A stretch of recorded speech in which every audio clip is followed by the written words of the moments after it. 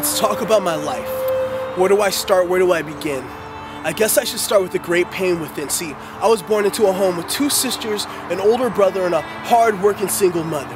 And one night when I was 5, my mother laid me down to sleep. I was obedient. I didn't make a peep. I tried real hard to fall asleep, but I was too young to know how to count the sheep. Eventually, I drifted off into the land of sleep. And then, boom! There's crashing, there's screaming, and at this point I knew I wasn't dreaming. My brother Eric and I woke up to the screaming. Screams of terror, wails of fear, blood-curling sounds that pierced the ear. I was young and full of fear. When we climbed out of bed, we knew something was wrong, but we never would have imagined that our mother would end up dead and gone. There'd been a struggle, there'd been a fight, and we watched as Ronald grabbed the knife. He took the knife in his hand. At that point, he was no longer a man, no. At that point, he became a twisted, psychotic, demonic beast. No longer a human, no, not in the least.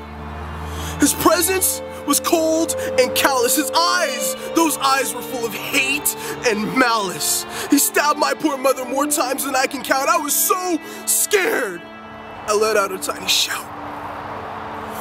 And this must have startled him, because he whipped his head around and found 2 young boys frozen in fear from the sound of their mother's body hitting the ground.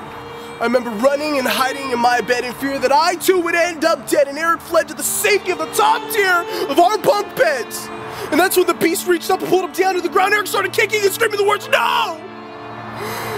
As if he already knew there was nowhere else to go. The beast of a man began to slash and stab, taking away Eric's ability to grow up and become a real man. Eric was only 12 years old. And as I lay there in fear, sure that my death was near, still frozen in fear, the only thing I could do was shed yet another lonesome tear. And as the beast stood there, his flesh turned to shadows and his eyes turned white, there was a demon in my room that night. And as the crimson hue shimmered off of his knife, an angel swooped in to save my life. And as he stood there, ready to steal yet another young life, an angel stepped in to save my life. As I lay there still trembling in fear, not sure if I was in the clear, I received a comfort like no other, more comfort than I'd ever received from my mother. It was like a warm blanket was being wrapped around me. I knew it was safe to fall asleep. I knew the beast couldn't harm me. I knew I was surrounded by God's army. The beast then fled.